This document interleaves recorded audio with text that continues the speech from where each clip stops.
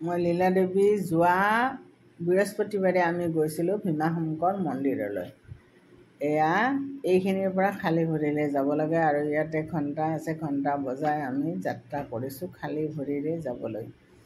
সেইদিনা প্ৰথম অৱস্থাত সিমান ভিৰ নাছিল, লাহে লাহে গৈ আছিলোঁ আমি আৰু আধা ৰাস্তাৰ পৰা মানে ভিৰ আৰম্ভ হৈছিল। আৰু এই যে ভীমাশংকৰ মন্দিৰটো আজিকালি দেখিবলৈ বহুত ধুনীয়া কৰিলে। আগতে এনেকুৱা নাছিল, ৰাস্তা সৰু আছিল, এতিয়া সুবিধা যাত্ৰী বহুত হ'ল কাৰণে ৰাস্তাটো ধুনীয়াকৈ বনাই দিয়া হৈছে। ভীমাশংকৰ মন্দিৰৰ ইতিহাস ইতিমধ্যে মই বহুতবাৰ কৈছোঁৱে। শিৱ মহাপুৰাণৰ 28 নম্বৰ খণ্ডত এই বিশেষ ভীমাশংকৰ মন্দিৰৰ কথা, মন্দিৰ ভাগৰ কথা আৰু মহাপ্ৰভুৰ আবিৰ্ভাৱৰ কথা সুন্দৰকৈ বৰ্ণনা কৰা হৈছে। আমি সকলোৱে ৰামায়ণৰ ৰাম ৰাৱণৰ যুদ্ধখনৰ কথা জানো।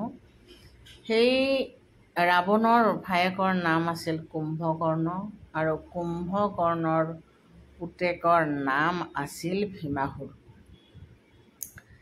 ভীমাসুৰ মাতৃ কৰ্কটী ৰোগত পাহাৰত যেতিয়া আছিল আৰু ভীমাসুৰে এদিন মাকক প্ৰশ্ন কৰিছিল যে আমি অকলে কিয় থাকোঁ মা, আমাৰ দেউতা ক'ত? তেতিয়া মাকে কেনেকৈ ৰামে দেউতাকক বধ কৰিছিল সমস্ত কাহিনী কৈছিল। আৰু তেতিয়া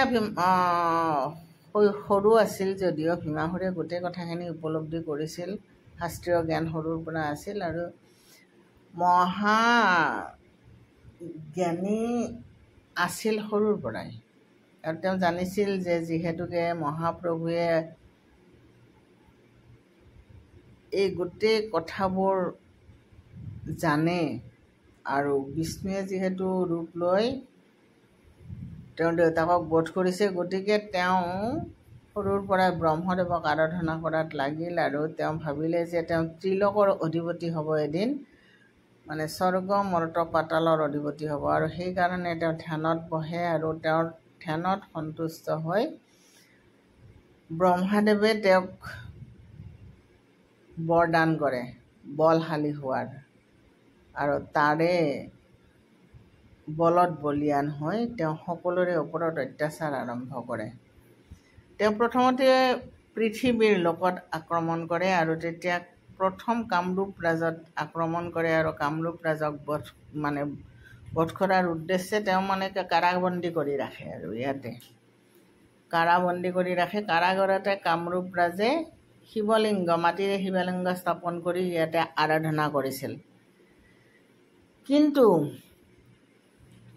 তাতে ক্ৰোধিত হৈছিল আমাৰ ভীমাসুৰে কৈছিল যে তুমি শিৱক কিয় আৰাধনা কৰিছা, তেওঁ তোমাক কি দিব যাৰ নিজৰে ঘৰ বাৰী নাই।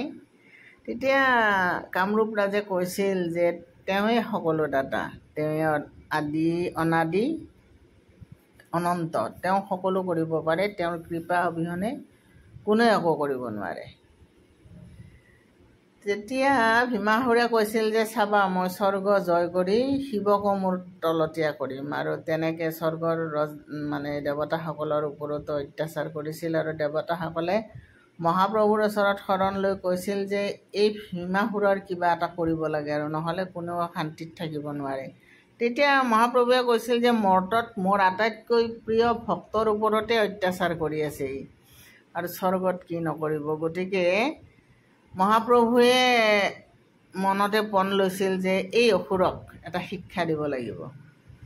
আৰু যেতিয়া তেওঁ কামৰূপ ৰাজৰ ওপৰত অত্যাচাৰ বাঢ়িছিল আৰু কামৰূপ ৰাজক ইয়াৰ ভিতৰত যেতিয়া কাৰাগাৰত বন্দী কৰি ৰাখিছিল আৰু তাতে যেতিয়া কামৰূপ ৰাজে নিজে শিৱলিংগ স্থাপন কৰি পূজা অৰ্চনা কৰিছিল আৰু সৈনিকে যেতিয়া গৈ তেওঁক লগাইছিল ভীমাসুৰক, তেতিয়া ক্ৰোধিত ভীমাসুৰে আহি কৈছিল যে তোমাক কোন মহাপ্ৰভুৱে বচাই মই চাই ল'ম, মই তোমাক ইয়াতে বধ কৰিম। আৰু বধ কৰিম বুলি তৰোৱাল লৈ উদ্যত হওঁতে ক্ৰোধিত হৈছিল মহাপ্ৰভু আৰু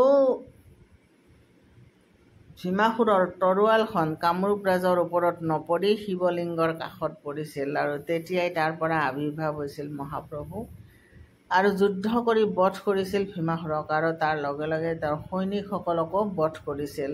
তেওঁৰ তৃতীয় নয়নেৰে ভস্ম কৰিছিল তেওঁৰ সমগ্ৰ অসুৰক। কোৱা হয় তেওঁৰ ভস্মৰ পৰা এই যে গছ গছনিবিলাক জন্ম হৈছে ভীমাসুৰৰ অসুৰৰ ভস্মৰ পৰাই।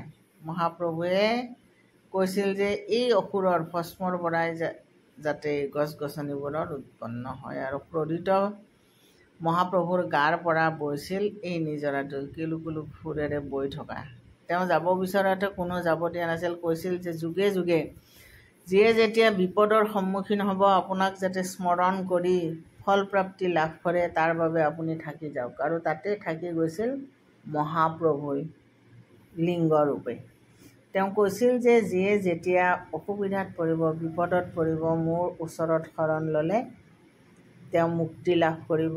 ভক্তিত আচলতে প্ৰাপ্তি থাকে, ভক্তিৰ প্ৰাপ্তি, বিশ্বাসৰ প্ৰাপ্তি, এইটো বহুত ডাঙৰ কথা। আৰু সেইকাৰণে এই মন্দিৰ ভাগলৈ অগণন ভক্তৰ সমাগম হয় শাওণ মাহত। এয়া চাওক কিমান মানুহ। ইয়াত আচলতে হাতীয়ে ইয়াত একো বনাব নিদিয়ে, গতিকে প্ৰাকৃতিকভাৱে ৰখা হৈছে সকলো। দলংখন কিবাকৈ আছে, বাঁহৰ দলংখন, কিন্তু ভাঙি থৈ যায়। ইয়াৰ ওপৰতো এখন বাঁহৰ বেৰ দিছিল, সেইখনো ভাঙি থৈ গৈছে হাতীয়ে। ইয়াৰ হাতীবিলাকক যথেষ্ট যত্ন লোৱা হয় বুলি শুনিছোঁ, মই নিজে দেখা নাই কিন্তু দেই, শুনিছোঁ হাতীৰ কাৰণে আহাৰ দি থোৱা হয়। এইখিনিতে আছে এইয়া যে পানী ঢালিছে দেখিছে তলত, তাতে আছে। বহুতে এনে ফুল তুলসীত দলি মাৰি দিয়ে, এই দিব নালাগে, কাৰণ এই যে গাঁতটো দেখিছে তাৰে ভিতৰতে আছে এই জ্যোতিলিংগ ভাগ মহাপ্ৰভুৰ। য'ত জ্যোতিলিংগ তাকে কোৱা হয় য'ত যি লিংগৰ পৰা তেওঁ আৱিৰ্ভাৱ হৈছিল, সেই লিংগকে কোৱা হয় জ্যোতিলিংগ। ইতিমধ্যে যথেষ্ট বিতৰ্ক হৈ আছে। কিছুমানে কয় যে মহাৰাষ্ট্ৰতে আছে ভীমাশংকৰ জ্যোতিলিংগ, কিন্তু যি মহাপুৰাণ শিৱ তাত কিন্তু এইখিনি কথা উল্লেখ আছে। গতিকে কথাখিনি মই যিহেতু গ'লোঁ, মই যাওঁৱে প্ৰায়ে, খুব এটা ভাল লাগে যিহেতু মই গৈছিলোঁ, গতিকে মই আপোনালোকক দেখাই দিলোঁ। ভক্তি আৰু বিশ্বাস সকলো ক্ষেত্ৰতে মূল কথা। মোৰ গৈ ভাল লাগে, মই গৈয়ে থাকোঁ, আৰু সেইকাৰণে মই আপোনালোককো দেখাই দিলোঁ। যদি কিবা ভুল কৈছোঁ ক্ষমা কৰিব, মানে কওঁতে কেতিয়াবা দুই এটা শব্দ